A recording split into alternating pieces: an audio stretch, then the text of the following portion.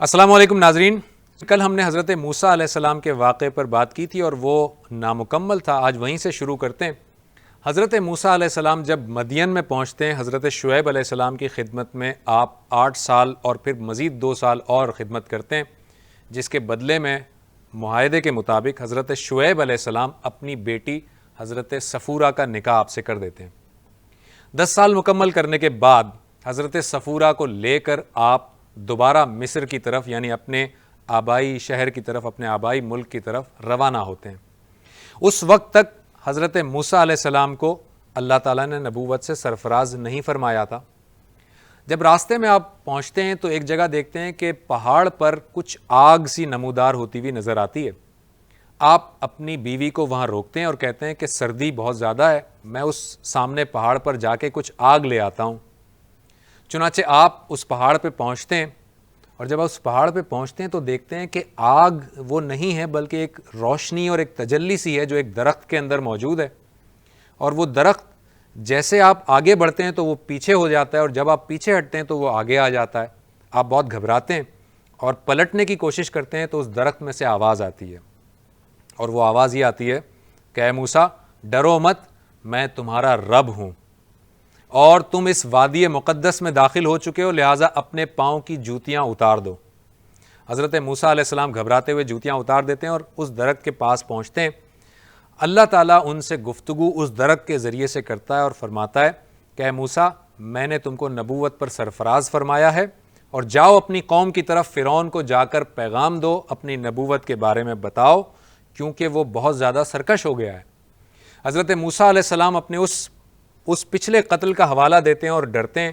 اللہ تعالیٰ کہتے ہیں کہ گھبراؤ نہیں، ہم تمہارے ساتھ ہیں، اور تمہیں 2 نشانیاں دیتے ہیں، جس میں سے آپ کے عصا کی ایک نشانی معجزے کے طور پر دی جاتی ہے اور ایک ید بیضا کی نشانی دی جاتی ہے.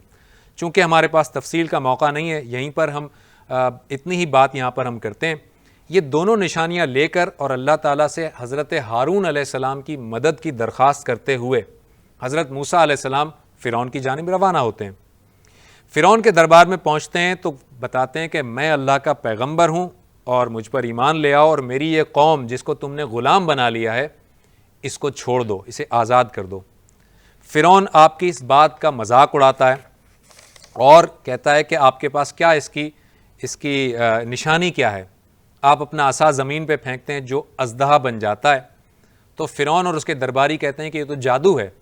وہ اپنے ملک کے نامور جادوگروں کو بلاتے ہیں اور آپ کا مقابلہ حضرت موسیٰ علیہ السلام سے کروایا جاتا ہے. حضرت موسیٰ علیہ السلام کا وہ عصا دیکھ کر وہ سارے کے سارے جادوگر آپ پر ایمان لے آتے ہیں اور فرعون کی سزا کی بھی پرواہ نہیں کرتے. جب فرعون یہ دیکھتا ہے کہ سارے لوگ حضرت موسیٰ علیہ السلام پر ایمان لانا شروع ہو گئے ہیں تو فرعون بار بار پریشان بھی ہوتا ہے، لیکن پھر بھی اپنی اس روش سے باز نہیں آتا. قرآن مجید بتاتا ہے کہ اللہ تعالیٰ نے اس فرعون کی قوم پر پے در پے مختلف مصیبتیں نازل کیں جو قحط، نقص ثمرات، طوفان، جراد، قمل، جوں، زفاد مینڈک اور خون کی شکل میں نازل ہوئیں. یعنی کہ خون پورے کے پورے پانی میں خون مل جایا کرتا تھا. اسی طرح اور بہت ساری آفات آئیں، لیکن فرعون اپنی روش سے باز نہیں آیا. اللہ تعالیٰ کے حکم سے حضرت موسیٰ علیہ السلام کو یہ پیغام دیا گیا کہ وہ ایک خاص موقع پر اپنی قوم کو جمع کریں، یعنی بنی اسرائیلیوں کو جمع کریں، اور ایک رات کو وہاں سے فرار ہو جائیں. لہٰذا حضرت موسیٰ علیہ السلام اپنی قوم کو جمع کرتے ہیں اور کہتے ہیں کہ آج رات کو ہمیں یہاں سے کوچ کر جانا ہے.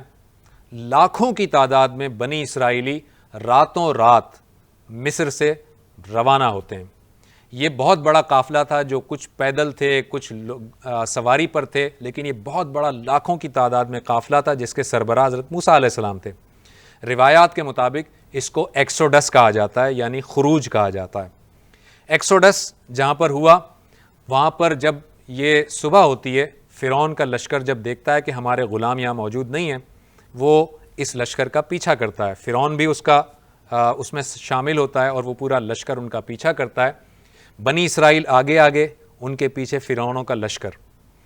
اب جب بنی اسرائیل ایک جگہ پہنچتے ہیں تو دیکھتے ہیں کہ آگے ایک سمندر ہے. اور وہاں پر وہ حضرت موسیٰ علیہ السلام کو برا بھلا کہنے لگتے ہیں اور کہتے ہیں کہ پیچھے فرعون کی فوج آ رہی ہے جو ہمیں نہیں چھوڑے گی اور آگے سمندر ہے، اب ہم کہاں جائیں؟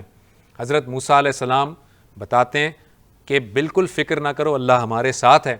حضرت موسیٰ علیہ السلام اپنی لاٹھی سمندر میں پھینکتے ہیں اور وہ سمندر اللہ کے حکم سے 2 حصوں میں ٹوٹ جاتا ہے، اس کے درمیان میں خشک راستہ موجود ہوتا ہے اور اللہ تعالیٰ کے حکم سے بنی اسرائیلی اس خشک راستے میں سے گزر کر صحیح سلامت دوسری جانب پہنچ جاتے ہیں۔ روایات میں اس کو سمندر کہا گیا ہے، لیکن یہ دراصل ایک دریا تھا جس کے دوسری جانب دوسرے کنارے پر بنی اسرائیلی پہنچ جاتے ہیں۔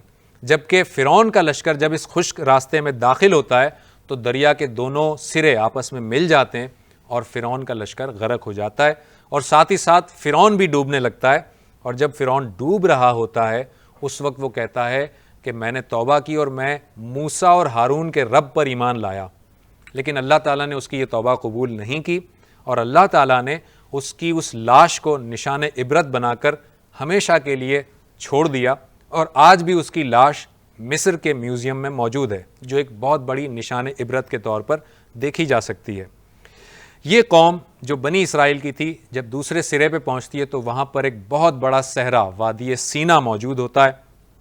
وادی سینا کے اندر آپ اپنی اس قوم کے ساتھ جب جاتے ہیں تو وہاں پر اللہ تعالیٰ کے ہاں چونکہ ڈیزرٹ ہوتا ہے، پورا صحرا ہوتا ہے، تو اللہ تعالیٰ نے اس پوری قوم کے لیے جو کہ لاکھوں کی تعداد میں ہے کھانے پینے کا جو انتظام کیا تھا وہ یہ کہ اللہ تعالیٰ نے ان کے اوپر من و سلوہ برسایا۔